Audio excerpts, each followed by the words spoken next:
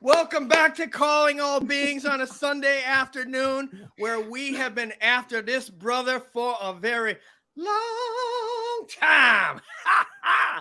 Yes, I'm your host, DJ, along with the co-creator, co-conspirator, co-brother of this joint, Money Nathan from North Carolina. What's up, everybody? As you can see, I'm in my remote studio. This is an off destination. Deployed location. We don't Absolutely. Yeah, undisclosed. Exactly. Next up, looking great this afternoon and looking very ready to get into some Bigfoot and UAP talk. Our guest says so. You know, we're gonna follow up with what he wants to do because he is the guest of honor. Hello, Kevin. How are you, sir? I'm good. How are you guys? I'm great to be here at the beginning. Yeah, glad you made it at start time. Yeah, that's good. No traffic today. UAP experiencers ain't playing no games. Good morning, Steph. What's up? I'm also on a classified location on some planet. You guys can you can choose. Go watch Night Sky. Go watch Night Sky on Amazon Prime. You'll see where Steph is. No hints. Yes. There. And now let's bring it up for our very special guest. This brother right here, we've been after for a long time. He's somebody we earmarked. I think he was on your initial list, Nathan, that we made as somebody we wanted to have on, and we just had to get good enough and lucky enough to be able to connect with people to get this brother on. He is a researcher. He's digging into anthropology, ufology, Bigfootology, and even musicology, I suspect. And he also started this thing with a couple other brothers named MJ Benias and Lieutenant Tim McMillan called the Debrief. And guess what? The credit card done come out his pocket to make it happen. So party people, put them hands together for brother Micah Hanks. Hello, you sexy denizens of Earth and other space-time locales. How's it going? What's up? Welcome. It's good to see you guys. Really good to see you. In fact, it's also good to be here and good to be seen. Am I coming through clearly? Yes. Clear, brother. You know Perfect. what? It reminds me of the Symposium. I'm like, damn, man. He not only does he sound good, he looks good. The only thing I could pick out is where the sideburns. I'm like, the sideburns are gone, man. He speaks. Yeah. I love your They've been abducted, I think. Yeah. I used to sport those. That's the problem, though, when you're time traveling, you don't necessarily keep up with all the trends. And a young lady said to me, "Oh, sideburns. Yeah, that's really 2010." And I said, "Is it? No. Wait. Oh." So, off with them. Off they go to the chopping block. Form follows function. Okay, fine. So anyway, it's an honor to have you, Micah. Really, we've been chasing you since the very, very beginning. And it's surreal, to have you on. I think we have 4 fanboys, and if Deb was here, it'd be 5 gender neutral fanboys of you. So gender neutral, yeah. Oh, roger that. Irrespective of gender. So Micah, I wanted to be Bigfoot heavy, but like you said when we were backstage, absolutely, if we want to entertain aspects of the phenomenon, we'd be remiss if we didn't do that with so much going on and people that are in the community speaking about that there are big things about to happen. I don't know what those things are, but Dr. Gary Nolan alluded to it with us the other night on air, as well as other friends in the community who are far more connected than we are. Regarding Bigfoot, a topic that I'm fascinated with, that these guys get to watch me on video in Northwest Florida, traipsing around the woods with my dog, calling out to Bigfoot to come and say hello, which you may or may not endorse that methodology, but I want to meet up with him. Please, if you would, put into context, how pervasive this species is, not only in the United States, but other countries who have a species that you would associate with the one that we know. Okay, well, that's a good question. If I may, I'll give a bit of background first. Please. We live in a very unusual world. I think the most unusual thing about planet Earth is maybe humans and humans' attitudes toward things.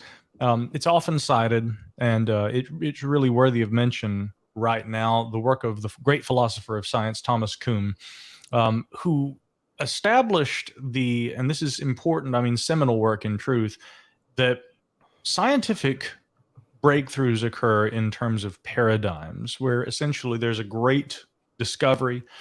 There are, sometimes entire disciplines of science that are built around the discovery.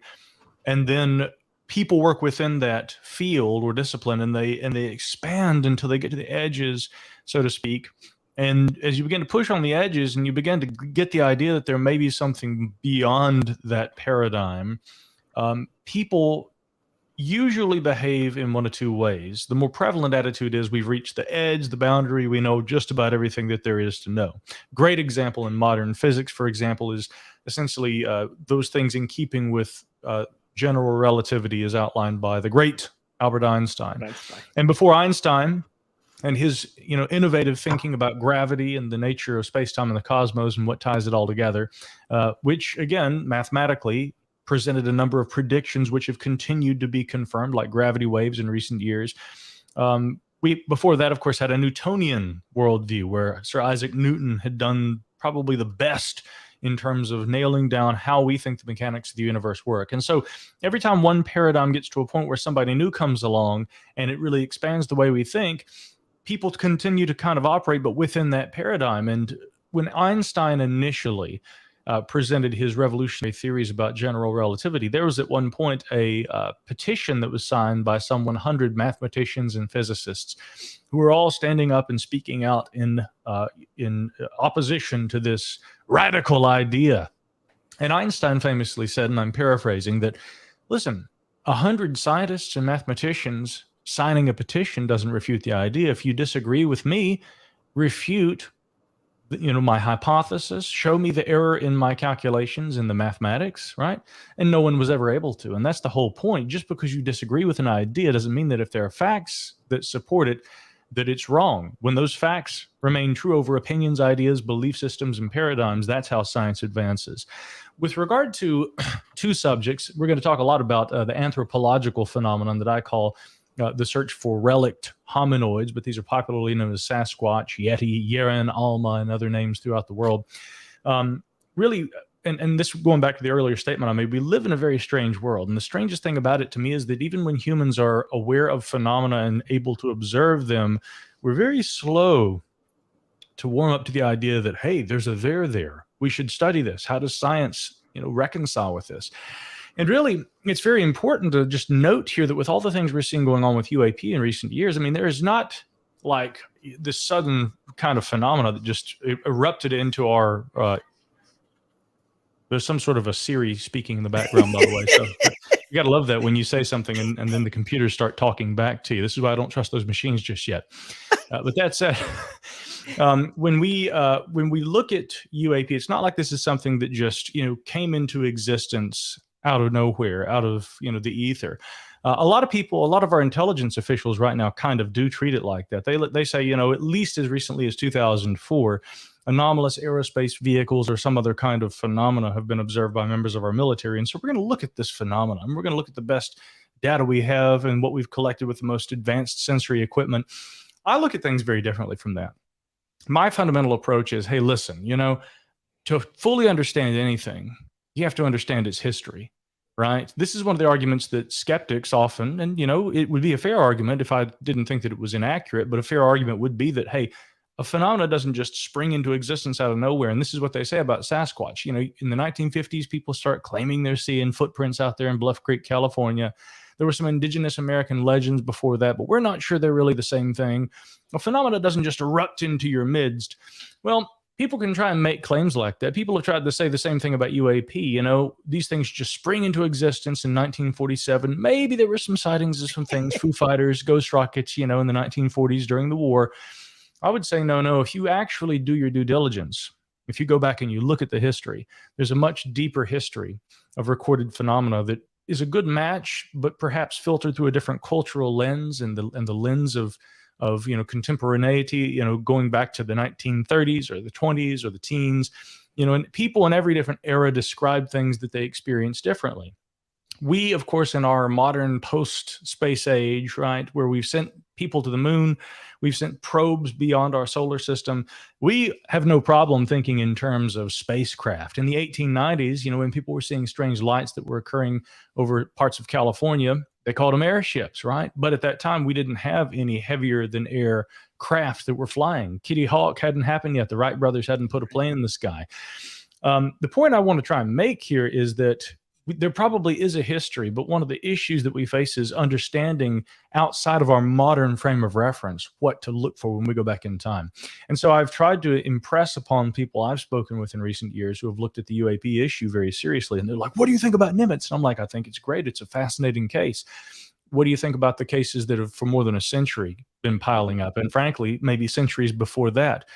How do we look for the best data that is representative of that possibility that UAP has been something that is a time-honored tradition of humans observing things in the sky that they can't identify without ascribing some sort of idea as to what they are, where they're from, who or what may be behind them. Right. But again, now jumping back over to Sasquatch, and then I promise I'll stop running my mouth unless you guys ask a question. No, please. Go ahead. Yeah. But it's important, I think, to establish these kind of modes of thinking in terms of framing each of these narratives historically. Suddenly, after 2017, what we really began to see happen with the UAP topic was that not only were military officials revealed to have been collecting information about this and studying it, and when this came to the attention of the public through the Fourth Estate, notably that paper of record, the old gray lady, the New York Times, this article by Kane, Blumenthal, and Cooper that was published, that brought attention to the ATIP program, as it's known, Advanced Aerospace Threat Identification Program. And again, that being a unclassified nickname from a previous program, ALSAT, but then was later borrowed for an informal Pentagon initiative. We won't get into the weeds on it. The point is, the government was looking at UAP. The press thought there was a story here. The American public saw it and said, wow, this is just groundbreaking. It was a big surprise to a lot of people, old guard UFO people who were aware already of the civilian and government data. It's been collected for decades. They're like, see, this is more of what we knew was going on, but which the government didn't admit to. And through popular demand, we have now in recent days seen lawmakers getting into the game and saying, okay, the people want to know, they have a right to know. We as representatives of those people should do everything in our power to try and bring more transparency to these issues. And it's led to the establishment in 2020 of the UAP task force. There was an interagency task force already in operation before that, but it was given a formal name and it was made public. Then, of course, after that, we had the establishment of the Airborne Object Identification Management and Synchronization Group under the DoD. Most memorable name ever. And that name now has been changed for reasons that are pretty obvious, I think. And I think that what we have now is the All-Domain Anomaly Resolution Office. I think that's the latest name that we've given to it. And that was just announced in recent days. My personal opinion is, of course, these less than memorable names are with the intent of people not being able to remember or pronounce them. But, that all that said, I'm just happy that there are efforts now through legislation, particularly aimed at not only collecting information, but at least where it is applicable and where it is not in conflict with national security interests, that the American people will be told about this phenomenon. But again, the point here is that, well, okay, cool. This is a big development for a lot of people and a new thing. UFOs weren't real until all of a sudden a few years ago when the government started taking it seriously. Now they're here, they're real. People are studying it. A lot of skeptics maintain doesn't matter what the government says, there's nothing to see here. You see these same sorts of instances of paradigmic thinking that I'm talking about, but wherever people may sit on the spectrum of belief or skepticism, the broader public narrative here seems to be that there has been a phenomenon, but it's kind of gone through a glass ceiling moment. And as it's broken through that, we're seeing one of these paradigm shifts in the very literal sense. Now, I would contend that there are other subjects that, like UFOs and UAP, long have been worthy of. They too should be deserving of that kind of attention. And at this point now, I think we can, with that behind us, discuss how I think the relict hominoid concept may one day also prove to be a similar phenomena here on Earth, on this strange Earth that is often ignored, but which is less difficult, I think, to accept than the idea of, for instance, a concept like alien and visitation, and yet people seem paradoxically more resistant to it. That is interesting. I already feel like we need to send you a check for that contribution right there. Nathan, all right. Well, he'll disperse. Just But yeah, phenomenal. take it away. Yeah, Michael, say thank you for joining us, and thank you, colleagues, as well, for the work that you guys have put into this field. I think the debrief is just doing great work, and I love the multidisciplinary approach that you take to your reporting. So kudos to that. And of course, we always look forward to the next sort of late breaking piece. I know there's always one in the wings, so we're excited to see what's coming up. I think your kind of background there was really helpful, and it's weird because it's sort of synchronistic to what I was going to ask you, and that is that there is. If you look at the sort of history of scientific discovery, right, there are discoveries which precede the current sort of understanding, the current paradigms that we operate within. You can't go from point A to point Z without going through B, C, D, E, etc. Right. So I wonder what your sort of feeling, your intuition is about where we are kind of in that journey to where we probably need to be in order to really understand the kind of scope, the complexity of various phenomena that just happen to exist. Do you think that we have filled in the right gaps at this point in our models and our paradigms to be able to really get our arms around exactly whatever this happens to be? Or do you think we have several stepping stones left to go? I think we do have several stepping stones, Nathan. And really quickly, by the way, you're in North Carolina? I am. Yeah, we're going to get to that. Well, actually, we can get to it now. So We could I get to remember that. you Okay. mentioning, we can get to it right now. I remember you mentioning on a show that you might be living near Brown Mountain. Is that right? Uh-huh. Yeah. So I'm a little bit west of there. Okay. Yeah. So we may, if you're in the area, maybe we should grab a beer sometime. Oh, we will definitely do that. And in fact, sometime if I'm doing a viewing down at Brown Mountain, you're welcome just to tag along. I do know of a group of researchers and fellow podcasters who intend to go down there. And so, but we can come back around and talk about that later. I just wanted to clarify that. So yeah, good. Always good to know a local. That said, Yes. Let me as far as jump in real Sure. quick. So Go ahead, DJ. Exo-Academian, if you're familiar with him, Micah and Nathan both have met through our medium of well, we had him on the show and found out that he lived in the Blue Ridge Mountain area, Oh. also, near Asheville, like, and so they started getting together bi-weekly for either a beer or coffee, depending upon the time of day. And from the moment that started, we're like, oh my God, how awesome would it be to have Micah Hanks join in on that? And so, I'd be delighted. yeah, yep. Awesome. There you go. I'm Yeah. sorry. Go ahead. That's okay. I would be delighted. Always up for a beer or a coffee, and I'd do almost either. Well, actually, I would do almost any time of day, either of those, if it weren't for a couple of factors. One being that coffee late in the day will prevent me from sleeping. But then again, my mind's usually racing, and I don't sleep that well anyway. But coming back to Nathan's question again, do we have some stepping stones yet to traverse? And I do think we do. I'll start again with UAP, and I think that throughout this conversation, I'll probably jump back and forth between the topics because I see that there are some parallels. And when people often ask me, what do you think the connection between Bigfoot, right, using the popular colloquial term here in America, and UAP or UFOs is? Do you think that these things are the similar phenomena? Do they both stem from some unified theory of the paranormal? No, I don't think so. I think they're entirely separate. I have a lot of colleagues and friends who would argue otherwise.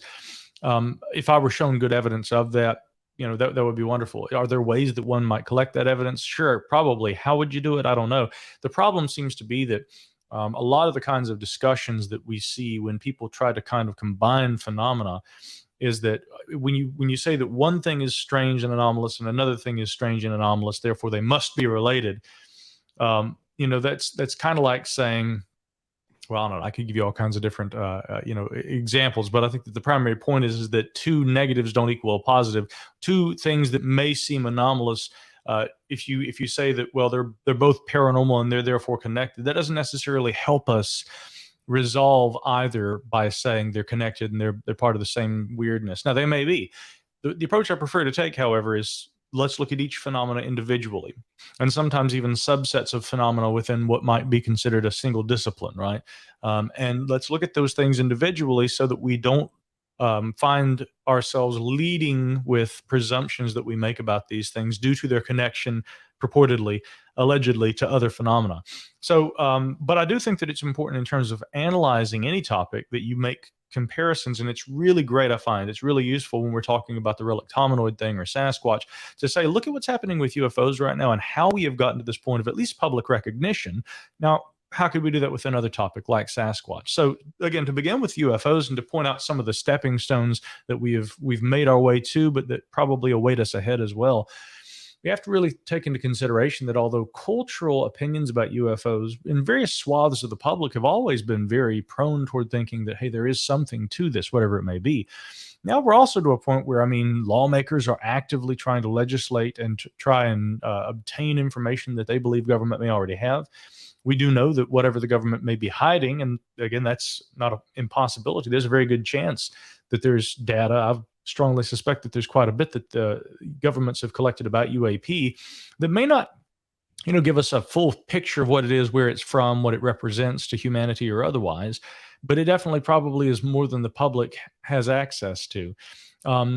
But what we also see is an active effort on part of the DoD with the establishment of groups like AIMSOG and the more recent AARO, its predecessor, the UAP Task Force. They're actively collecting right now, and they're trying to encourage members of the military to come forward and talk about things that in the past, due to stigmas that prevailed against this subject, they didn't feel like they could talk about. And many members of the military still will not come out and talk about things. Great example, Dave Sex Fravor, right? That was his nickname, his call name, right? When he was in the Air Force. Dave Fravor, the famous pilot who had famously attempted to fly down, take a closer look at this so-called Tic Tac during the 2004 Nimitz incident. Fravor has always been public about that story. He had told it to friends, while having a beer. His buddy Paco Chirichi had written an article about it at the Fighter Sweep website, like way back in 2015, I think. That story had been out in the wild and online for years, as had been the footage that was captured by then, I think he held lieutenant rank, but now he's Commander Chad Underwood. That video had literally been leaked, and the reason why nobody took any disciplinary action about the leak of that video is because, it's not classified. That should tell you a lot about the way that the military approaches some of this UFO data. Wow, we got a video of something. What is it? Well, we don't know, so it's not classified, and that video had been out in the wild for a number of years. But Alex Dietrich, the other lead pilot, I think that Fravor, Dietrich's weapons systems officer, maybe at some point also Fravor's weapons systems officer, they had less issue talking about it, but Alex Dietrich did not want publicly to be associated with that. And she didn't come out openly, although a few people, journalists like myself, of course, knew her name. Many people did. She didn't come out until the famous 60 Minutes program on UAP that came out, I guess, what was it, a little more than a year ago, right? These stigmas are what I think in a lot of ways prevent progress. And the military recognizes that. And so it's more important, I think, that they are working to overcome those stigmas, even that it is in some ways that they are now collecting data openly about this, even if they don't share everything that they're open about collecting. Now, that is important in the context of looking at something like Sasquatch, because if you say today, any of us walk into a bar, right? What do you do for a living? Well, I'm a researcher. What do you research? Well, strange stuff. Okay, now this conversation could go one of two ways. If I say, I'm really interested in the way that the military is studying unidentified aerial phenomena. Right now in our cultural environment, a lot of people would be like this. Oh, wow, that's fascinating. Really, huh? Have you spoken with officials? Do you know anything? Have you seen one yourself? But if on the other hand, we're sitting down, we're having that beer, Nathan and I are in a bar somewhere, and what did you do, Mr. Hanks? And I say, well, I study the idea that there is a large undiscovered primate that walks on two legs that lives right here in North America, and that people have claimed to see these, including government officials. Which of those two ideas are people got to be more likely to laugh at? Think about that, Sasquatch is often immediately ascribed to the mythical ape creature known as Bigfoot or Sasquatch. Whereas, again, taking a couple of objective steps back, let's look at what UFOs might be, right? Again, a popular theory, the extraterrestrial hypothesis. Okay, what if these things are ET and they're visiting Earth? I often point out to people, listen, guys, we have trained our telescopes on distant stars. We've now got the most advanced science observatory out there at Lagrange Point to the James Webb Space Telescope, peering out to the boundaries of our universe and back in time 13.5 billion years. And we have not yet found any conclusive evidence of intelligent life anywhere out there. Now, we have found some interesting things that are suggestive of habitable regions. We've even found these enigmatic fast radio bursts and things that some interpret as being evidence of beacons or some kind of a optical kind of SETI being directed outward toward us, as opposed to the ones that the messages that we might send, which actually would entail METI, not SETI, but that's a different conversation. Again, we haven't found anything that we can conclusively say, well, we know where the intelligence is coming from, right? And therefore, many astronomers would maintain, well, we don't have evidence of extraterrestrials. Now, to me, that's not the only evidence or lack thereof that should be considered, right? And I think UFO proponents would argue the same. But the point I'm trying to make is that we don't have any kind of scientific data really as yet that we know of that corroborates the claims of those experiencers who have said, hey, look, there's a phenomenon. We don't have to look through telescopes. It's right here on Earth. It's operating within our atmosphere, and hundreds, thousands, maybe, tens of thousands of people have experiences with this pretty frequently. That really requires a lot of speculation to draw those conclusions, right? Even though it may be likely, we don't have evidence that supports life from other worlds coming here. Whereas, paradoxically, Sasquatch, okay, cool, walks upright just like humans, does not look unlike other higher primates like gorillas. There are evidences of creatures in the paleoanthropological record that existed as recently as the last geological epoch, the Pleistocene, i.e. the Ice Age, that resemble what people say Sasquatch looks like, those who claim to have seen it. So not only is Sasquatch something that could exist within the spectrum of life that we know to exist on Earth, past and present, but there are creatures that are very like Sasquatch that are extant today. Well, but we know there are no primates in North America. Hello, look in the mirror, So again, it's funny how people's attitudes, they're so accepting of something that actually requires far more speculation than the concept that there may be a body of data that suggests that people have observed an undiscovered primate, not unlike humans, but seemingly more primitive, and that it might have existed at least until recently, perhaps still exists even today. That, to me, we might call the Sasquatch paradox. So, Micah, there's a couple things that you started off with that were very interesting to me. As I said, I was listening to your show, and I think I don't think it was Mr. Bowman, it was Mr. Weatherly that told the narrative of he and his friends that went into the woods, and to make a long story short, they were looking for a witch's house, which they found.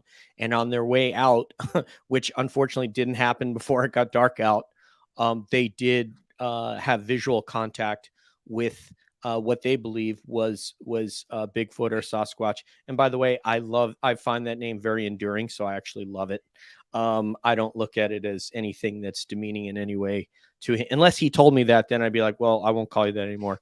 But anyway, or she, if that were the case. But in any case, one of the interesting parallels was that upon that sighting, Mr. Weatherly heard that much like when people interact with the phenomenon out in rural areas, no sound of crickets, no sound of wildlife. All of a sudden, the forest becomes silent. So that was one parallel that I found very interesting listening to that episode. And the other one is I would direct you to, and I know you're familiar with this, is the Navajo Ranger, Jonathan Dover, who I'm positive that you're familiar with what he has said. And he has said that he has tracked Sasquatch on several occasions, and that his favorite thing to track was humans until he discovered the tracks of Sasquatch. And he would find that on at least a couple of occasions, he would track it to an open field, and then all of a sudden the tracks disappear.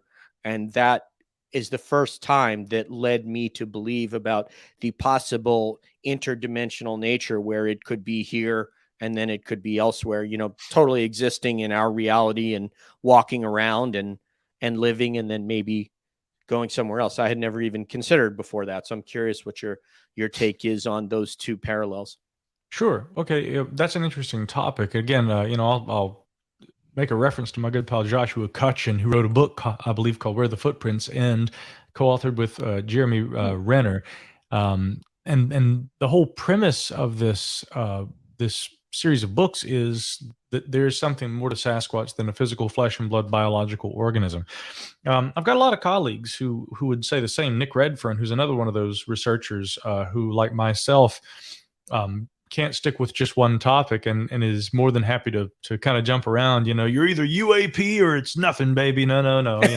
I'm interested in all of it, and so is Nick. And Nick has come back around to saying that there's something paranormal about Sasquatch. But now, to go in that direction, if you really talk with Nick about it, and Nick and I have spoken about this many times, he will tell you that when I say there's something paranormal about Sasquatch, it's that, and again, this is not me saying this. This is Nick Redfern.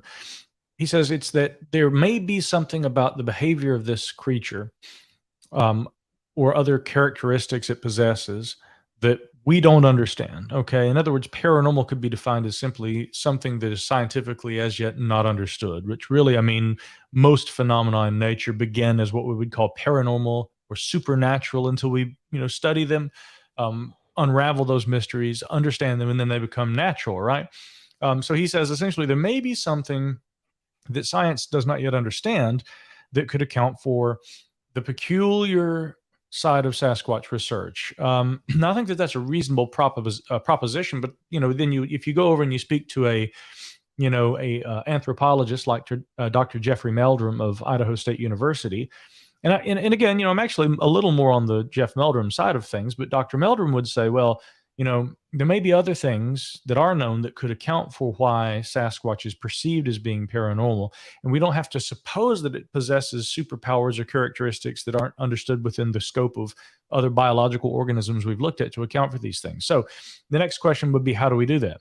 My colleague Matt Pruitt of the North American Wood Ape Conservancy, and also a great independent researcher in his own right and one of the best science-minded independent researchers, in my view, who looks at this phenomenon. Matt has really done a lot of work looking at the way that indigenous traditional beliefs view known creatures, even animals like grizzly bear, tigers, and lions. They are often viewed by people in various cultures as having mystical qualities. And he says it's very clear if you actually observe the behaviors of creatures like this as to why people would think that way. A tiger, for instance, is very large, very colorful, and yet they are incredibly quiet. They are very good hunters. They wouldn't be able to survive if they weren't able to move very stealthily. But they are also creatures that you respect because you fear them. They will kill you. And so the important thing to remember here is that when you've got an animal that is both deadly but silent, it's colorful, unlike any other animal in appearance, but also capable of hiding, and it's very good at doing that and springing out of nowhere and capturing and killing its prey. It's very easy to see why people would ascribe an almost supernatural characteristic to it. But now, coming back to what you described, and I've met some of the Navajo Rangers. They're fantastic guys. We've had a conversation or two, and some of those stories of tracking footprints to a location and then they just kind of vanish. The earliest account I've seen of that kind of thing probably actually was in the recollections of Fred Beck. Fred Beck was one of the miners who during, I guess it was the 1924 incident there at Mount St. Helens, the so-called Ape Canyon incident. A group of miners went up there. They began to see these things that they called mountain devils. Again, for the people who say, historically speaking, that no descriptions, and there have been scholars, by the way, let me just make a brief aside here, scholars who have tried to argue that the giant ape-like appearance of Sasquatch that we all recognize today, that never appeared anywhere in print, they say, until 1958, and that and even then it was only implied, but really the full hairy Sasquatch description really didn't show up until the incident, I guess, happened in 1955, but it was after that it made headlines. A hunter in Canada named William Rowe, he gave us a full, vivid description of an ape-like creature. And before that, probably none that describe a hairy ape-like Sasquatch. That's nonsense. And yet there have been scholarly, skeptical analyses that lead with that ridiculously, absurdly incorrect statement. Now, if you go back and you read the newspaper accounts of the Mount St. Helens incident from 1924, they called them mountain devils because, keep in mind, it wasn't until 5 years later with the publication of an article called Introducing British Columbia's Hairy Giants by William or J.W. Burns. I'm sorry. J.W. Burns in Maclean's magazine, that was the first to describe what he called Sasquatch. That was a Canadian publication. He was describing stories told to him by members of the Chehalis tribe around the Harrison Lake area. And they, again, paradoxically, in contrast to those claims of skeptics, that article includes descriptions of creatures that had hair all over their body, like a bear, long arms that hung down past their knee. Very ape-like descriptions. So again, it's such nonsense to see skeptics try to argue that, again, it's a convenient argument that fits their narrow-minded narrative that is an incorrect one if we look at the data. But again, the 1924 incident, the newspaper reports also described 7.5 foot tall, ape-like. They had hair all over their bodies. So that was clearly how these things were described. But many years later, and I point that out again because that both preceded Sasquatch and its appearance in print in 1929, and of course the famous hoax, by Ray Wallace in Bluff Creek, California in the late 1950s, that like flying saucers, which was a name created by the American press. Bigfoot was the name that was given by newspaper reporters to the creature alleged to exist in California in the 1950s. But again, going back to that 1924 incident, many years later, Fred Beck, one of the miners, wrote a short pamphlet describing his experience. I think it was called "How I Fought the Mountain Devils at Mount St. Helens." And his son helped him write it. But at one point in that book, he describes that we had eerie things happen up there, the prospecting team, when we go up there into the mountains. Like on one occasion, we walked out onto a sandbar and there were these huge footprints, but there was we'd see these footprints around is what they were saying. But out there in the middle of this sandbar, there was a single footprint, like these footprints that they were used to seeing in the middle of the sandbar. And there weren't footprints actually leading out to it, or there weren't footprints leading away from it. It's like this thing just kind of steps down and then it's gone. Right. So you do see those kinds of reports. But now I'll offer an interesting take on this. I'm not a professional tracker by any means, but because I'm interested in search and rescue and disappearances in our national parks, the likes of which have been popularized in the books, which are very, very entertaining and interesting reading, written by David Paulides, Missing 411. Yes. We're going to talk about that. The hunters in NorCal. Well, I love that. Let's get into that because I've looked personally into some of those cases, and I differ a little from some of David's claim. I shouldn't call them claims. I should just call them his interpretations. He's careful not to draw conclusions, and that bothers a lot of people about Paulides, but I really respect it. I like that he is trying to be objective. He really works hard to try and be objective. But anyway, if we look at some of what appears in those books, you do hear people talking about going, and before they went missing, they'll describe the silence that falls over everything, like you were describing. The crickets stop chirping, birds stop singing, things like that.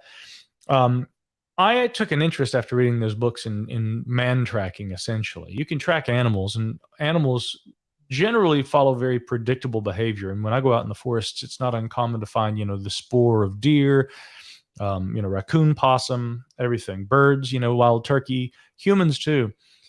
But when you are in a search and rescue situation, and I'd recommend a great book by Al Taylor, one of the best, man trackers to have written a book that, and he again, just look up Al or Albert Taylor, man tracking. Also Ty Cunningham's Forensic Sporology, where he created a textbook on the science of how you track humans.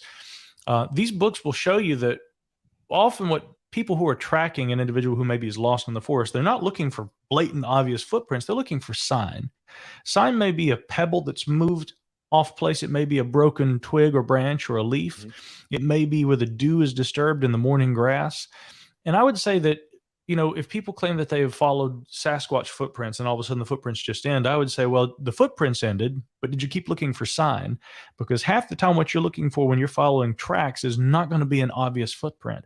And so the skeptical side of my mind would say if the footprints end, you start looking for sign. That's what a trained man tracker does. And by the way, the Navajo Rangers are far more experienced than I am. So again, to their credit, they know more about this and they have much more field experience than I do. But I would still, in my experience, say, just because you don't see footprints does not, to me, lead me to the conclusion that the Sasquatch, disappeared, flew off into the sky like a bat squatch, different creature. There may be other explanations for that.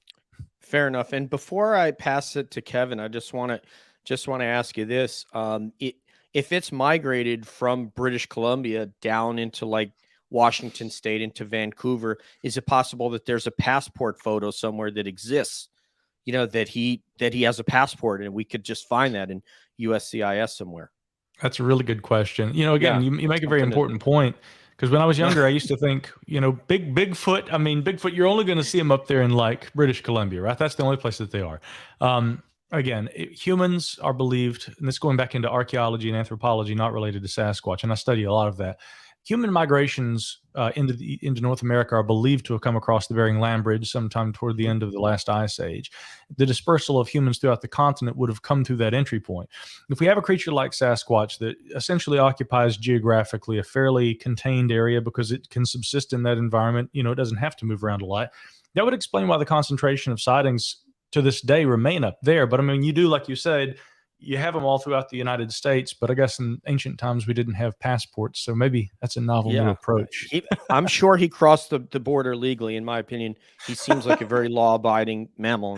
In my opinion, seems Kevin, to me too. Ahead, Kev.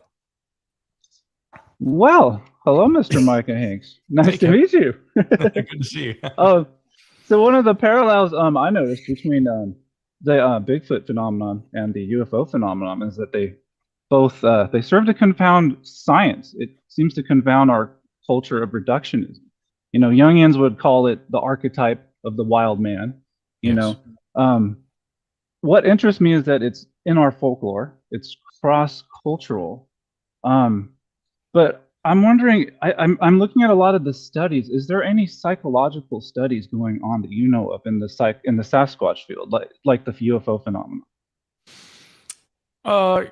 Yeah, I do know of one more like a sociological study that's currently underway, and I participated in that study. The study, as I understand it, is the results, of course, are not out yet, but a pair of researchers in the UK have been interviewing people who are Sasquatch researchers, and they've been looking at a number of different sociocultural components, which does have some to do with psychology. Obviously, social sciences one must take into consideration, people's mindset and the things that form, ideas and beliefs. Apart from that, I'm not sure of any. I will say this though, I think it's interesting because in different areas of academia and scholarship, I mean, there's a necessary, or rather I should say a necessity for study of subjects like this. Like we could look at UFOs and we could look at, why certain UFO shapes mirror a cultural idea or something like that, right? Yeah. And again, if I'm a social scientist, it's going to be natural for me to do that kind of study. If I'm a psychologist, it's going to be, especially a Jungian psychologist, and you make a really great point. Yes, the savage or the wild man, this is an archetypal motif that we see throughout history. It emerges in historic traditions. Someone like me who has gone all the way back to 200 BC and managed to find, actually much earlier than that, tell you the truth, if we take into account what I guess we could call epic portrayals of wild men or beastly humanoids like Enkidu in the Epic of Gilgamesh. We can maybe extend that to Grendel and Beowulf and some of these other popular epics, from days past. Yeah, sure. These are traditional characters, stock characters, and Sasquatch has a place in all of that. But as a researcher who, again, there is no degree. You can't go to a university and get a degree in Sasquatchery or even in ufology or UAP studies.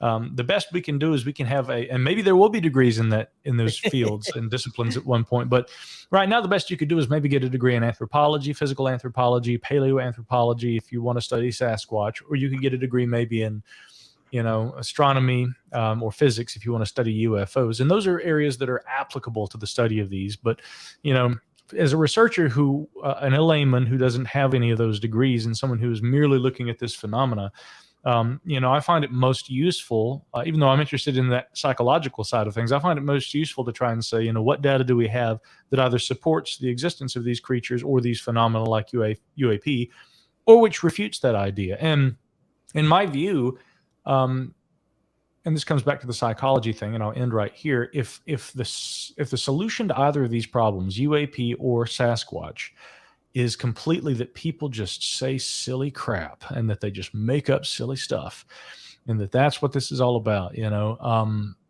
we have a much more fascinating phenomena on our hands.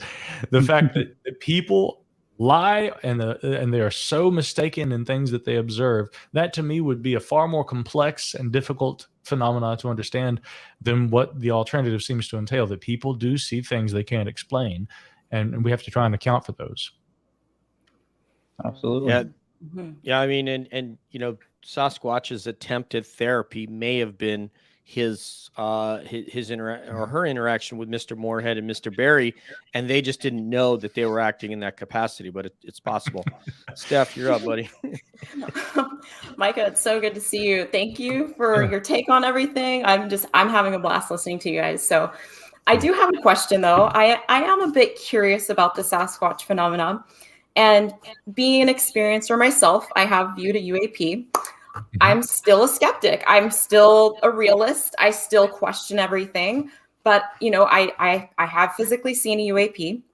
But as far as the Sasquatch, no, not as of yet. So as soon as I see one, then I'll have a different take on it. So being a realist, I want to know where.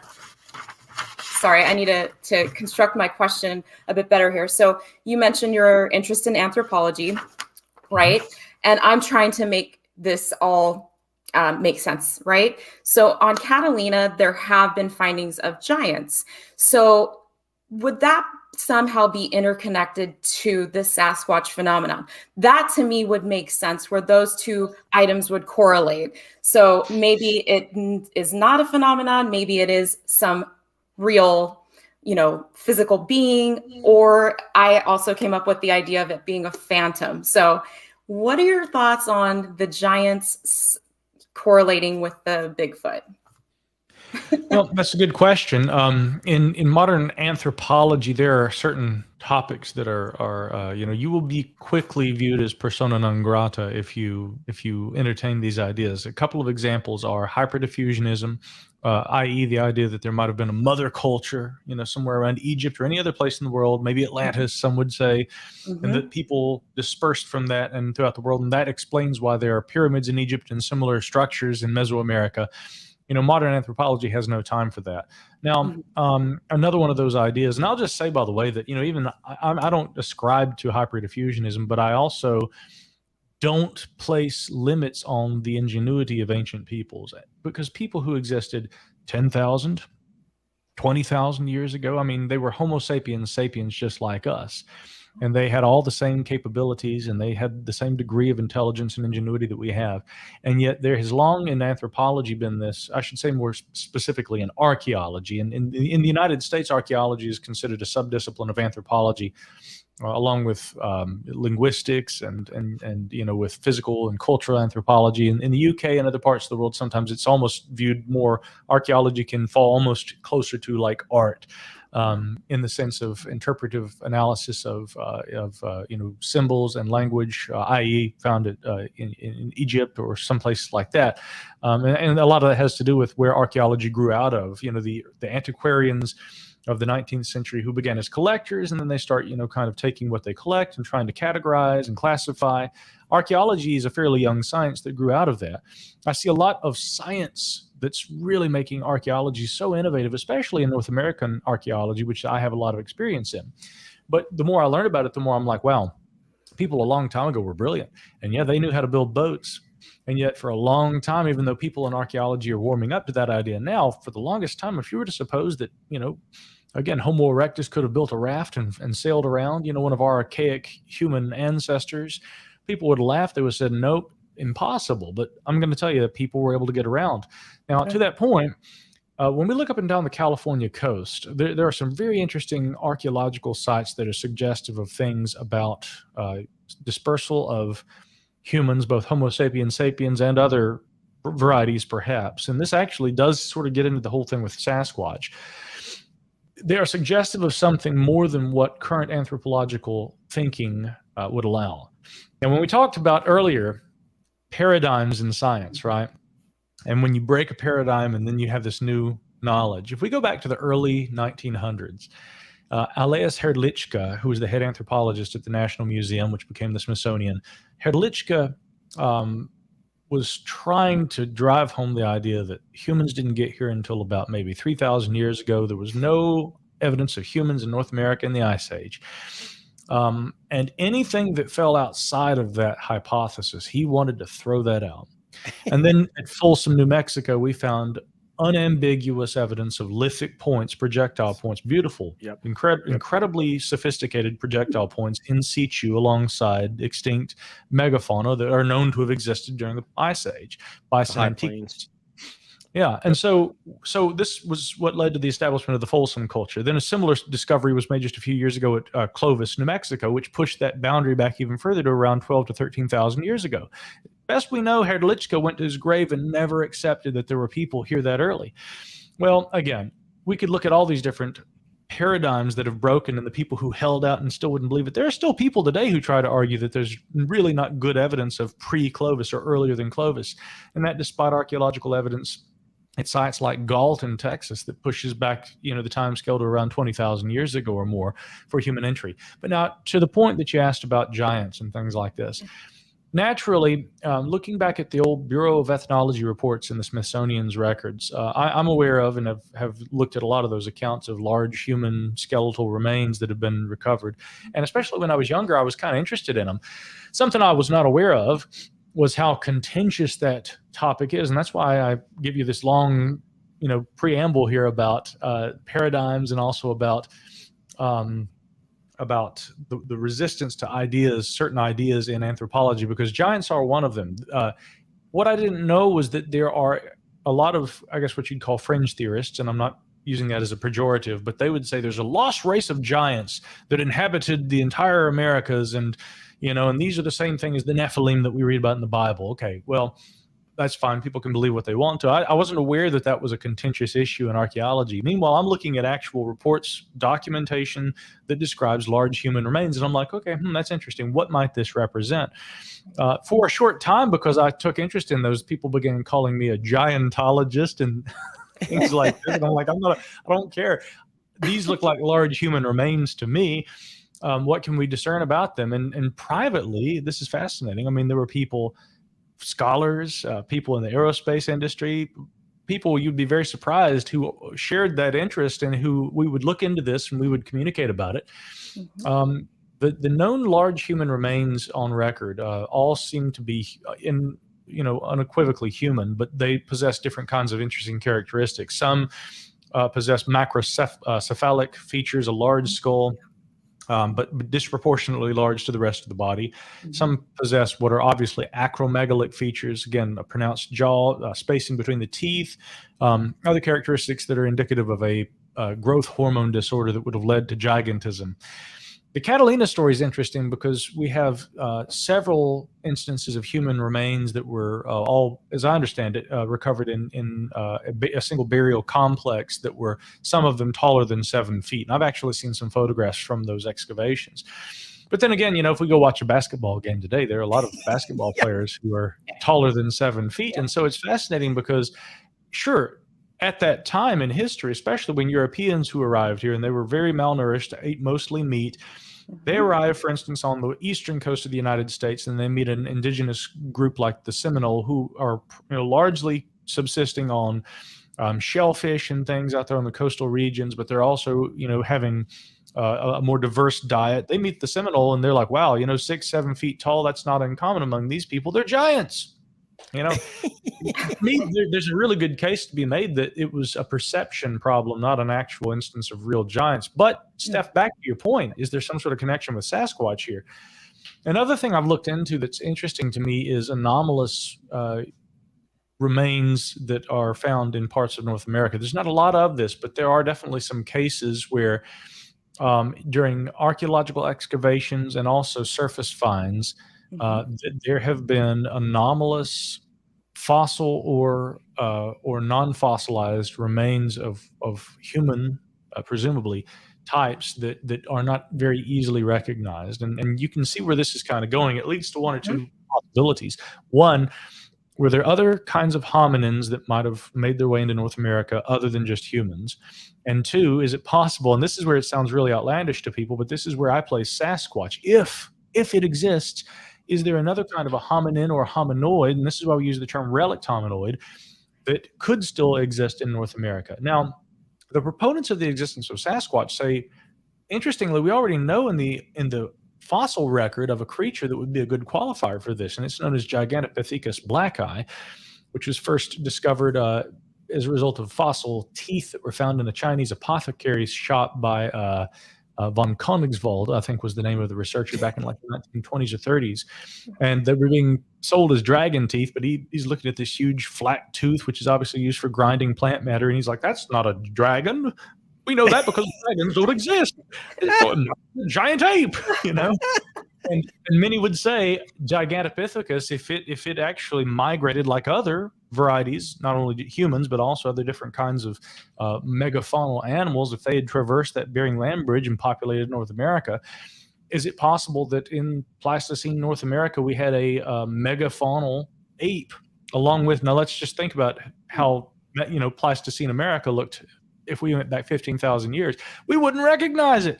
We wouldn't recognize the damn place. None of us would know where we were. I mean, you'd have dire wolves, saber-toothed cats, American camels, American horses. You would have mastodons. You would have, I mean, any number of other giant sloths. I mean, incredibly large, monstrous creatures that look more like something out of Jurassic Park than anything that we know to exist anywhere on Earth today. Now, the problem is we don't have fossil remains of Sasquatch in North America, but we do have a creature in parts of Asia that's a good qualifier. And so some have said, is it necessarily impossible that something like that might have come over? But one last point that I'll come back over to, which is more in line with your original question there, Steph. Some of the earliest human remains that I know of anywhere in North America were also found in the island complex there near Catalina, and this is known as Arlington Springs Man. This would have qualified for being a Clovis era instance of human remains, which even many of my colleagues in archaeology either didn't know about or don't know about until I bring it up to them. Interesting to me that we have some of the earliest instances of human remains in North America right there in that same area. And there are also disputed archaeological discoveries that include what looks like a brow ridge that, I mean, very well likely may have belonged to Homo erectus that was found along the shore of a Mexican lake, I believe in the 70s or 80s. There are similar fossil discoveries like that that cause me to wonder, and I could go on all day about this, but, you know, do we really have a completely clear picture of the hominin entry into North America in terms of the timescales and also the variety of different hominins that might have gotten here? This is a crazy idea in modern archaeology, and people will laugh at you for that. And then in the same breath, they'll say, but tell me about the UFOs. Right. Very strange to me. Very strange. 100%. My brain just melted. That's awesome. Thanks, man. I hope I answered the question, Steph. Yes, you did. Mike, I'd like to laud not only your encyclopedic knowledge of everything you just recalled ad hoc. That just is incredible. Second of all, I want to say that you were also able to extract the one redeeming quality of the last 3 years of my Air Force career in Clovis, New Mexico, which was the Blackwater draw site with the Neolithic parent, the arrowheads and stuff. So thank you. That was the one thing that right before I retired that we could say was awesome about Clovis. The one thing. So anyway, let me pass it over to Money Nathan. And let me just, as we get a time check here, do we have 30 more minutes with you to hit kind of a quick fire round? Or what kind of time do you have? For you guys, you definitely do. My next appointment isn't until, we got time. We love you, Nathan. Just add to that check that you're going to send him. And also we're going to, as a result of this, we're going to put me up on the big screen real quick, Nathan. Yeah. Okay. Hold on 1 second. All right. There we go. We're going to make sure that you, Micah, have your own can of DJ's Bespoke Skincare. You'll recognize that face on the cover as Nathan. But that is my organic skincare. Nathan will have one of those to give to you. Okay. Looks like Nathan doing his very best jail on Hynek. That's it. Hey, he gets it.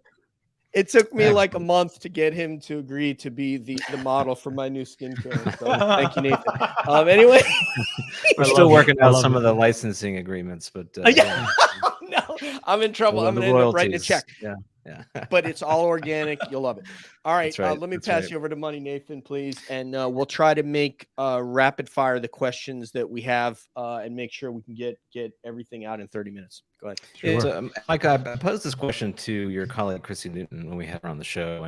And I'd really like your perspective on this as well. What are the kinds of sort of mouthpieces, figureheads, mediators of information in our society who need to be able to either accept or articulate or expound upon these kinds of topics in order for the sort of tipping point of public opinion to where it goes, just as you said, from an unacceptable topic of conversation to an acceptable topic of conversation. In your mind, and particularly in the media, what are these people? Who are these organizations? What permission do we need, in other words, to have these conversations? To make sure I understand the question correctly, are you saying what kinds of people in, like, for instance, government, sciences, whatever, should be accepting of these topics to help the broader public be accepting? Is that kind of what you're asking? I think you're onto that, right? So the issue here is that in our society, right, we all have different perspectives, different ideas, but some of them are fringe, as you pointed out. And we kind of have to look to the sort of seats of authority for permission to where that's no longer something that's laughed at, but an acceptable topic of conversation. So how close in your mind are we to a place where the right people, the right organizations, the right bodies have legitimized these topics so that we can have this conversation more broadly? Yeah, it requires a multifaceted approach, first of all, and I have long realized that it wouldn't be enough just to have enthusiasts like me. And I got to be very clear. I mean, I always try to be a science-minded person, but I am not a qualified scientist. I'm not even qualified per se as a historian, although you are to us.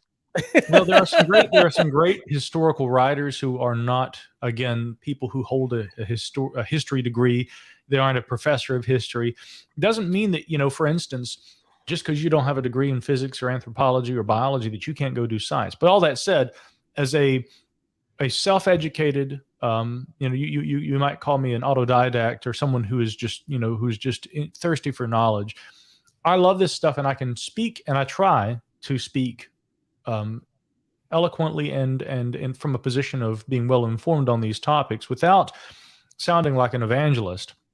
But I realize, and I've long realized, that just because I can talk about it or try to talk about it in that capacity doesn't necessarily do it any favors. The best that may come of it, and this is one thing I do take pride in, is that a scientist, if I'm able to employ enough of a scientist's language, may hear me speak about these topics and say, okay, well, this guy isn't out there making crazy claims.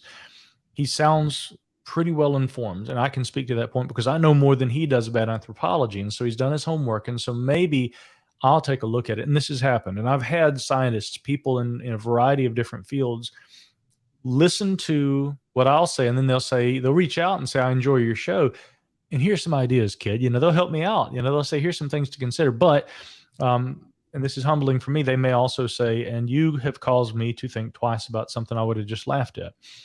But now, here's the question, to your point, Nathan, how do we get that kind of thought, propagating more so? We already are beginning to see that. But again, it takes more than just people who are interested in the phenomenon. This is one reason that you mentioned Chrissy Newton, my colleague there at the Debrief. And one reason that Chrissy and I work very closely together has everything to do with her background in media relations and being a communicator. I might be a good science communicator, but if people don't hear what I say, that's all for naught. But Chrissy has a superpower of getting that out in front of people so that more people hear it, and that message is something that people can find. Chrissy's also, I have to say, in her own right, remarkable at collecting information, building relationships with people. And you need people like that who can do that. And frankly, people who can work with individuals like me so that we can reach people and that we can present information to a broader demographic. But a few years ago, I threw my hat into the ring with an organization called the Scientific Coalition for UAP Studies. I've never been a member of groups. I've frankly never liked groups. But what SCU, as it's called, does is very different from other groups that look, for instance, at UAP. They are a group of mostly scientists and professionals who are applying science toward trying to analyze this topic and trying to provide reliable information for lawmakers and for others, especially those who are in a capacity to present information in a legislative capacity. I joined that team in the furtherance of exactly what you're talking about. And I brought Chrissy over from the Debrief to assist with the efforts right now currently underway by the SCU to help get scientists on our team, more qualified by far than me, but who can speak as well or better than I do about the science aspects of UAP, to get those individuals out in front of the public and informing lawmakers, informing other scientists, informing members of the media about what UAP might represent and what science really can tell us about it. So those are kind of some of the things that folks like Chrissy and I, Alejandro Rojas, and many others do in support of an organization like SCU. And to your point, Nathan, I think that we need more groups like SCU that are working to try and to bring to public attention in a real world, scientifically literate way the reality of these issues. When it comes to Sasquatch, there isn't a scientific coalition for Sasquatch studies, but there is, again, an aforementioned group that I mentioned, the North American Wood Ape Conservancy, which is, again, I've come to know a lot of the members of that group. And many of them are, scientists, anthropologists, people with similar backgrounds, some of whom have had firsthand experiences with what they believe are relic hominoids, having observed these things. They operate, and this is unfortunate, they've managed to kind of create some controversy as a result of being what we would call a pro-kill organization. I don't like that idea. And initially, when I first heard this, there's a group out here who's doing field work and they say we need to kill a Sasquatch. I'm like, well, first of all, if Sasquatch exists, the last thing I think we need to do is be going out and shooting one. As I've come to know a lot of the organization members, though, they don't like that idea. They are not doing this for fame or for glory. They have a system in place where if that opportunity arises, their sole objective is to establish once and for all that we have a type specimen, and once it is a recognized species, their intent is to ensure that there is never a chance, an opportunity ever again for anyone to kill one. They want protection for these creatures, but like any other biological organism, and this is always the case, a type specimen is required for it to be deemed scientifically real, for it to be established as a living specimen, a species. And in the words of the late anthropologist Grover Krantz, as grisly as that may sound, that's really how science works, and that's what we have to do.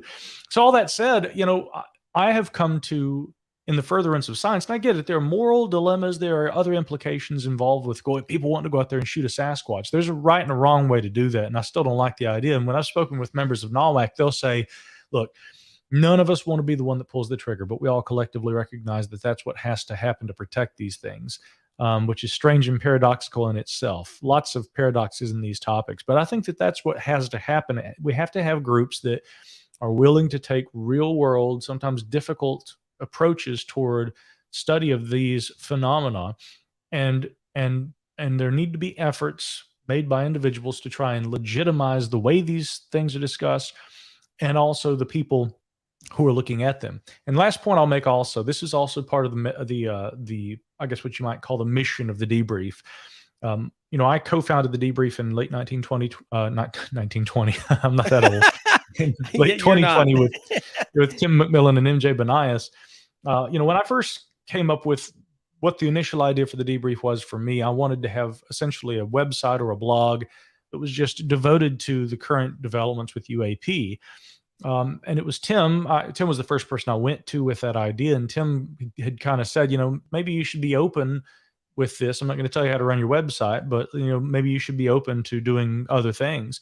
And so as we batted the ideas around, and then we formalized our relationship as business partners, and then brought MJ in, Tim had said, let's cover a wide range of material, because we're doing UFOs no service if we just become another UFO blog. Let's make this a news site that looks at all different kinds of topics and bring UFOs into that and report on that as responsibly and as reliably as anything else. And I have to say, I really credit Tim with bringing that perspective to this, because all the things that we cover at the Debrief, we hope to try and do legitimately and with a scientific literacy. And when we talk about UFOs, we treat that just like any other subject. We don't treat it like, wow, this is extraordinary, this is incredible. It's something that is very timely, and there's a lot of data about.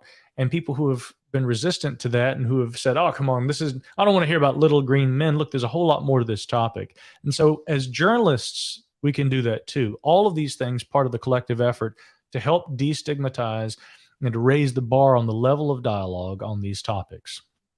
I, I'd like to pick up on that point you had earlier, and I can tell you that it's not in the nature of CAB to ask very challenging questions. It's not really, we're really a very positive thing, and we want everybody to have a good time. But I did hear that gentleman, I want to say that you had on from Norwalk. What's his name?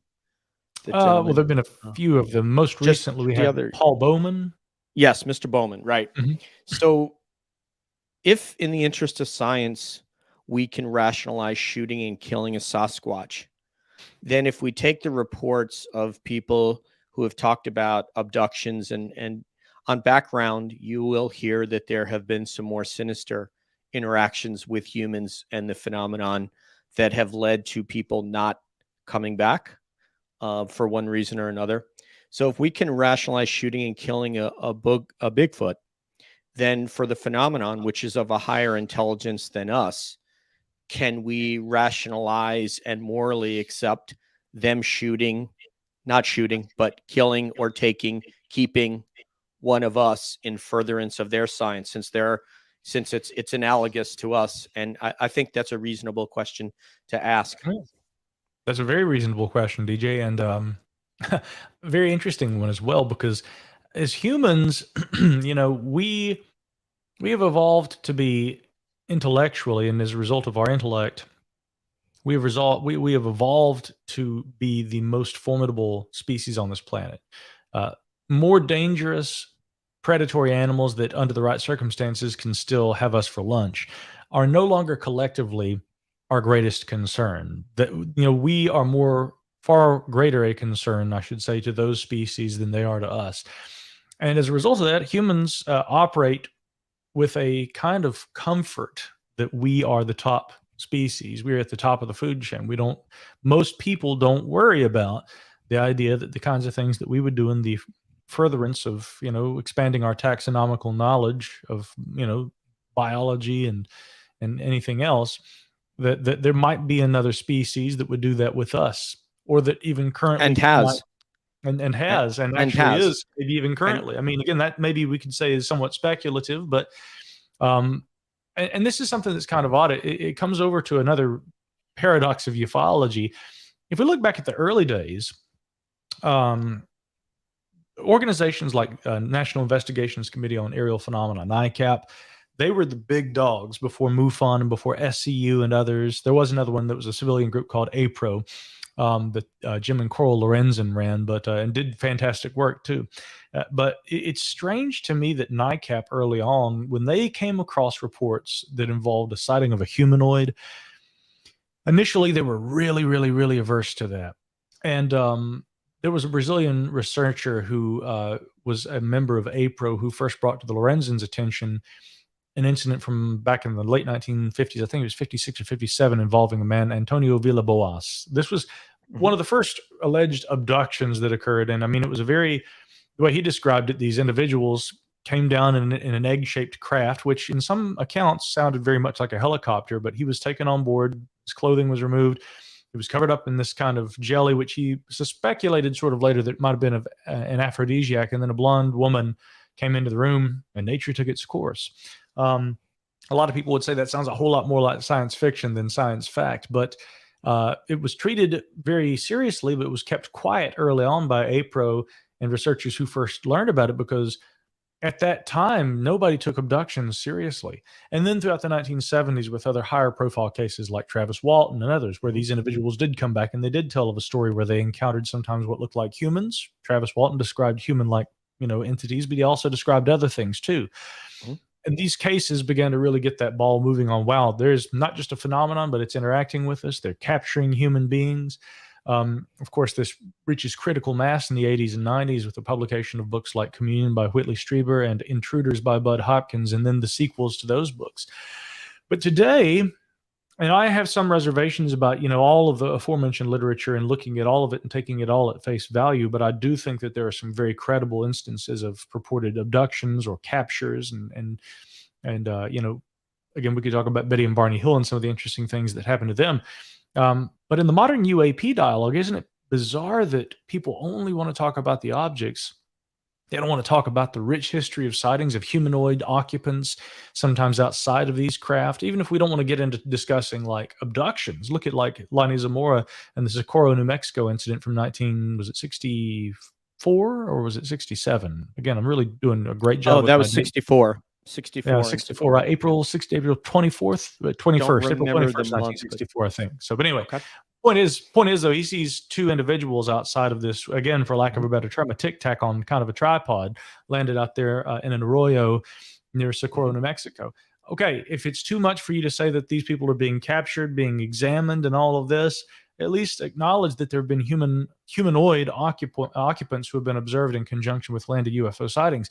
You don't hear anything about that in the modern dialogue. People, I mean, yet again, that seems to be like the next step, the next phase of the paradigm. But like we're to the point where we can talk about UFOs and people studying them, our government studying them and collecting data, but we don't want to hear about humanoids yet. And I'm like, this is just so bizarre. Anyway, back to your point. As top dog, we're thinking that we're the top of the food chain on this planet. We seem to be really comfortable with, collecting specimens. We don't like the idea of someone or something doing that to us. But if we really look deeply at the body of data that's been collected by civilian organizations about this phenomenon, there is some data that is suggestive of that. And I wonder sometimes if people's aversion to wanting to talk about the humanoid component, to wanting to talk about the experiences of experiencers, is it a fundamental, almost like a, is it almost Fear. like a subliminal or an unacknowledged fear that they have, right, of having to reconcile with, what if we aren't at the top of the food chain? What if there is something more? And what if these intelligences view us like we would view any other kind of a specimen, right? And that they would be willing to take a specimen when we're applicable. That's my point. Is Mr. Bowman can say it's in the interest of science all he wants. It's no more moralistically correct than a phenomenon coming here, taking a human, and by whatever happenstance, they never come back.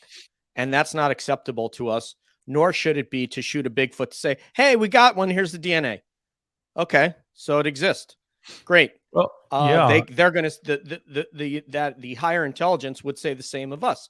Hey, we had to take one. Got to take one. Is that okay Right. with us? No, that's not okay. And Lou actually has alluded to that. And if you speak with the right people, and I know you guys do speak with the right people, you'll find out that perhaps that those instances have occurred where people have gone missing. And the supposition is that for that reason. And if you want to do it and you would say, I want to shoot one, I don't want to, but I'm going to, that's fine. But don't try to morally justify it, because it's no different than if it happened to me. And Nathan could say, well, they needed to get one, so they took DJ. That's, what are you going to do? So anyway, let me pass it to Kevin. Well, the conversation took a serious turn. I had a banana joke in there somewhere, but man, I'm not going to even go there now. So instead, I had a question about human linguistics. So now, is this something that's been bothering me? And it's something that, like, at work, we've had a debate about. Now, if you have more than one Bigfoot in an area, is it big feet? That's a good question. Yeah, I see people. I would say big feet, and you guys notice preferentially, I use the expression Sasquatch. For me, that's just a nod to, with respect to indigenous traditional cultures, but that Sasquatch is an anglicized version of a Halcomelum word, I believe. They would have pronounced it more like Saskets, but nonetheless, Sasquatch is closer than Bigfoot, right? And it's kind of like how you won't hear me saying flying saucer. I'll say UFO or UAP.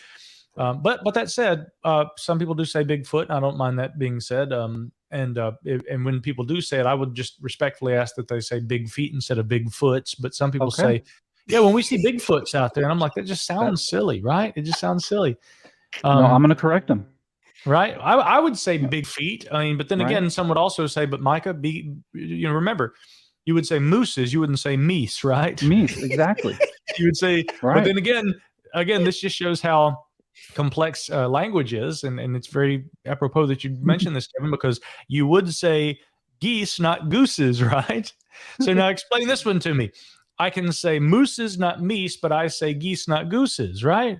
you guys remember Gallagher, right? The comedian saying, that they take you to school to learn how to communicate, but then they tell you not to talk in class. That's right. It Can't should be do it. either Plural of good mice. food, right? It should be good food or good food or good food, right? But it's good food, Good right? old food. You change one letter and it's just OOD, but one is and one is oo. I mean, go Yeah. figure. So I say big feet. All right, Mike. No wonder they howl at each mice? other and bang on trees. I mean, that's the easier way to communicate. Right, exactly. Just leave language out of it. Right.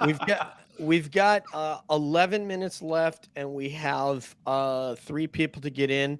And I'm going to talk to you about Sierra Sounds and those gentlemen from David Polidi's book and Tom Messick and all that. But let's get to Steph, and let's try to make these rapid fire so we can get 3 questions in, please. Right on. So quick question on your theory of intent. So speaking on these sexual encounters that have happened with people, auditory type illusions, radiation burns, so-called pregnancies, all of these things to me lead to this almost like crossbreeding of them with us. But that can't be the only intent or purpose for them visiting us. So what would your theory of their intent besides all of that be with us here on Earth? Well, when it comes to UAP, it's difficult to determine. The SCU is currently doing an intention study to try and understand what the motives and intention of these phenomena are. I've heard some novel propositions. One being that they are, scientists, and actually there are a few, anecdotal instances where experiencers who claim to have, and these are not people who are going out trying to get attention, or trying to write books or anything. People who very quietly have called and called hotlines or spoken to researchers about experiences that disturbed them greatly, where they encountered these phenomena and the occupants. They've been told, in some regards, we're scientists, we mean no harm, things like that. Again, it sounds very like Day of the Earth Stood Still type stuff, but and then someone would ask the question, okay, did they speak to you in English? Did they project their thoughts? How did this happen? Lots of mysteries there, but I mean, there is some anecdotal evidence based on what people have described that there's an observational kind of scientific effort. Some might say that they're here harvesting resources, minerals, who knows what else. Mm-hmm. Some might say that the ultimate plan is to try and colonize Earth, but that in order to do so, they hope to try and assimilate into our midst by looking like us. Again, you start seeing, and this is what complicates it, parallels to science fiction, Invasion of the Body Snatchers, any of these. So, but I'm being invaded by a large black fly right now. So, but as far as their intention, we can only speculate. We can only speculate. Sure. Money, Nathan. Absolutely, 100%. Many things happening. Thank you. Mm-hmm. So yeah, debrief staff meetings. Who's the person whose mic you have to cut so you can end the meeting on time? That's it's probably Tim, and that's just because we don't almost ever end on time, and there are many cases where after a 2-hour meeting everybody leaves, but then Tim and I are just the last ones to close the window. He's like, Micah, by the way, you got 5 minutes, and then we'll just start like woodshedding and discussing stuff like UAP, and then there's another hour, and then we'll maybe carry it over onto a phone call so we can walk around and make coffee and stuff. But and it's pretty obvious that Tim and I, everybody in the debrief, we're almost a lot more like a family than a team of people who work together. We operate and interact like family and tease each other and have a lot of fun, but we accomplish a lot. And I think that really that's what makes a really great working relationship, is people who care about each other and who work well together. But yeah, it began really with, Tim was a listener of my podcasts, and he reached out and like a joke the first few times that he emailed me. I mean, I was so busy. I was like, yeah, I'll get back to this guy later. And, and it was one of my anthropology friends who lived in, actually the geologist on my 7 Ages team, James Waldo, who lived in Savannah, Georgia at the time. He said, there's this guy who lives here in town who I've been catching up with and having lunch with, and he's our kind of people. And I said, oh, yeah? And he says, yeah, his name's Tim McMillan. You need to meet him, Mike. I'm like, oh, that guy emailed me. Damn it. Yeah. And here we are like 4 years later, 3-4 years later, I guess. I think it was 2019 when he and I first started talking. So yeah, I guess, 3 years later or so. And we've got the debrief. And but that friendship really is what it's all still to me built upon. And yeah, if it's not him and we have to cut his mic, it's mine. Yeah. Fantastic. Well, yeah, it comes through very clearly. You guys are very have a very strong collegiality. You've got each other's backs, and the fact that you can keep going like that to me is a sign of just a really positive energy that you're bringing, and we all benefit from it. So thank you. I thank you. Shout out to Chrissy Newton. We had her on. She was great. And Tim McMillan, I've been chasing about as long as I've been chasing Micah. So we would love to have him on if you can give us an endorsement. I'm president of his Northwest Florida fan club. Oh, cool. Yeah, I've got the North Carolina chapter. Yeah. Exactly. Yeah. He's just I like him in the same way that I like you guys are so different, but you're the same in a lot of ways. And you said that there are people who are more adept at speaking on the topic than you. If there are, I haven't heard any. So I love listening to you speak, and I think I share that with the cabbies. So just to listen to you speak for my last question regarding that incident, the David Paulides missing 411, the hunted. I'd like you to speak, if you could, quickly on two aspects. One, the Tom Messick disappearance in HorrorCon New York, whereby the illusion, or he alluded to the FBI not investigating missing persons cases that don't involve children. And Tom Messick, if you hadn't seen it or you hadn't read that, then I'll just skip right onto the Sierras. Are you unfamiliar with that case? I'm not familiar directly with Tom Messick. I am familiar somewhat, though, with the FBI's involvement in disappearances and their investigations of them with relation to that topic. Yeah. Okay, so I'll leave that alone. But if you watch that one on Amazon Prime, it's the first chapter of that missing 411, the hunted, and the fourth chapter is the one that I'd like you to focus on right now, which is those gentlemen, Mr. Barry and Mr. Moorhead. Out there, the Northern Cal hunters that had some prolific experiences recording Sasquatch, and then, him going back up there and seeing what looked like that lightsaber passing through the forest on another trip up there, because they've been going up there since 71, for goodness sakes. And then, of course, they had the orb sighting there. So I'm wondering if you could just give us your thoughts on that entire literally, I hate to use the word phenomenal episode. Well, it's really interesting, because in the case of the Sierra Sounds, the famous recording that the gentleman obtained, here, if that is what it seems to be, and what they claim it is chatter or possibly language being produced by Sasquatch that they recorded, that is one of the most interesting representations. It's not physical evidence in the sense of what would satisfy a biologist or a chemist, but it is a recording that gives us an example of what might be a creature in the environment that's producing sound. The analyses of that audio have been undertaken since the 1970s or early 80s at least, and some analyses seem to indicate that they believe that the sounds being made are well outside the range of what's capable of humans. So unless Moorhead et al. Were capable of reproducing some sound another way, and that they didn't do this themselves or have friends up there, chattering, then there is something anomalous there. So again, the skeptic would look at it and say, again, you guys haven't brought us a hand, or you haven't brought us a foot, a skull, there's no DNA. I would look at that and say, again, yeah, sure, you should be cautious, but it's good data in terms of a couple of things: how these creatures might behave, and also how they might react to humans in their environment in some circumstances, which is kind of paradoxical, because the other claims, especially Moorhead, Ron has in more recent years, with his quantum Bigfoot idea, he's kind of gotten much more into the sort of paraphysical kind of approach to this. And I look at that and say, it's interesting that we have a couple of guys who collected what seems to be maybe good data about a physical reality to these creatures, but they don't seem to recognize it as being a physical phenomenon.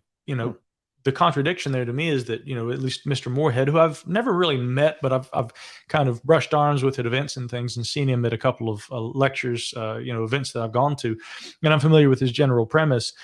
He's very much sort of in that paraphysical camp. Again, I don't claim to know what the ultimate solution to the Sasquatch situation is.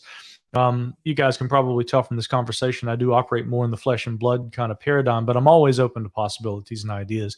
The only issue is when we say Sasquatch may be interdimensional, I say, okay, and how do we quantify that interdimensional phenomena? If we had a good grasp of interdimensional phenomena and how that boundary between dimensions might be traversed, then we could say, and is Sasquatch one of those, one of those traversers? Maybe so, but we haven't proven that yet. So how do we lead with the presumption that Sasquatch can do something that isn't proven yet? Again, to me, yet again, two negatives don't make a positive, and therefore, at least provisionally, at the outset, I continue to look at this phenomena within the context of other kinds of known biology and try to apply my approach toward it in the same way I would approach similar biological studies.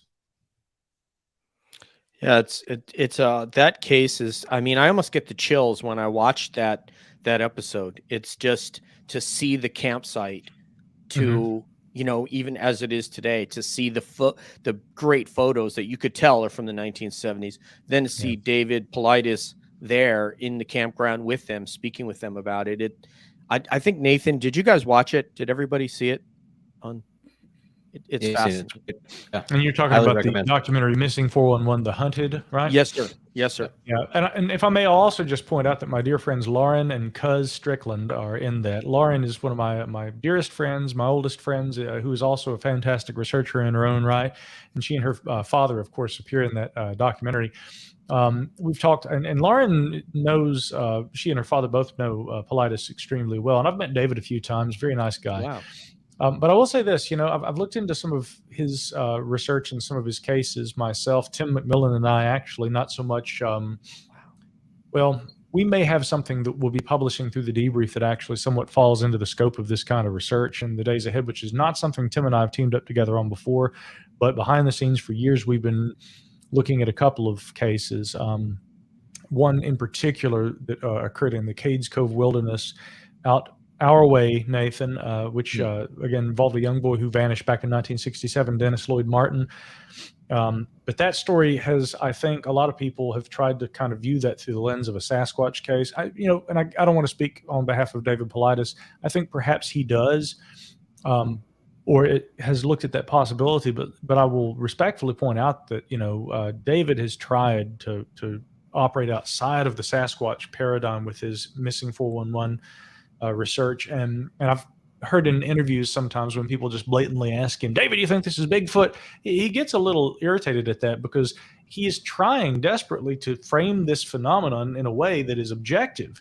He's saying, here are the facts, here are the correlations that we see. You'll notice all these different things, like, for instance, a heavy rain moves in after a disappearance. He notes like things like the presence of granite boulders and things like huckleberry plants, where a lot of these disappearances occur. But he makes late afternoon. Yeah. Late afternoon, it seems to. Right. Yeah. Certain times of day, even certain times of year, certain conditions. Again, that strange silence where other animals get silent. That's something. But again, while there are definitely claims that are made, and some of them would probably border the extraordinary, David makes no assertions that, guys, it's time to tie it all together. I think that interdimensional Bigfoot are kidnapping kids in our national parks. He never says that. And that's something I really respect about David's work. He is trying to be objective, and he's trying to just present data. And he's written a lot of very interesting books that do look at very obvious real phenomena involving disappearances. And even if we say that that's just psychological, coming back to what Kevin was talking about, let's say that there are things that happen when a person's really dehydrated. I've spoken with people who have vanished and then been discovered, who have been recovered and saved. Haley Zega was a young lady in Arkansas who, when she was just 5 years old or so, she got lost and she spent a couple of days in the forest by herself. That's a conversation for another time, but I interviewed Haley. Fortunately, she was saved. She still tells her story to this day, and some of the things that she describes having happened, I think, are very key in understanding some of the Missing 411 phenomena. Wow. I'll tell you what, we're gonna say our goodbyes now, but I'll email you, and I would love to get your take on the first chapter of that one on Prime and Tom Messick, because the inference that, as you said, David, is inferring that this is not a child. This is an 82-year-old man that went missing in Horicon, Right. New York. And yet the FBI came, and he leaves you with that. And he says the FBI do not investigate. So it leads, could it be a UFO phenomenon? He doesn't lead you down any particular path, but just to provoke thought. And I'll correspond with you on email. I'd love to hear what your take is on what maybe your hypothesis of what happened to Tom Messick when they lay it out for you and you hear the interviews. But let's start with Steph with our goodbyes. Well, I just wanted to say thank you for your due diligence and bringing credibility to the subject at the debrief, you and your entire team. I truly do appreciate the scientific approach that you guys bring and the research that you guys do place into the subject. So thank you for that. And I will see you on the web on your next venture. Indeed. Thank you, Steph. Great to see you. Yeah. Can you hear me? First of all. Yeah, we got you loud and clear. Okay, cool. I just lost connection. So, first of all, from a teacher, I wanted to say thank you, because you're basically a teacher too. This is just every time I watch you, you're teaching. You're out there sharing your knowledge with everybody, and I really appreciate that. So thank you. You're one of a kind, man. It was an honor to talk to you. Thank you, Kevin. Money. Yeah, likewise. It's been a real pleasure, Mike. I hope we get a chance to meet up soon near the Blue Ridge area. That would be great. And I just want to echo what my colleagues have said. The sort of torch that you've lit and that you passed, not only through the articles that are happening in the debrief, but through your clear curiosity and passion for these topics, is undoubtedly lighting new fires in new places, and that's what this is all about. I think we're only made better by shedding light on subjects that seem to be in the shadows, if nothing else, other than to see what's there, even if it ends up being nothing at all. It's better to have light than none. So thank you for your efforts there. I appreciate you, and let's definitely have that beer sometime, or a coffee, either or both. Sounds good. Mix it together. That'd be awesome. Could get dangerous. Yeah. Yeah, this has to happen. Are you familiar with Exo-Academian, Nathan's partner on the other show? His name is Darren.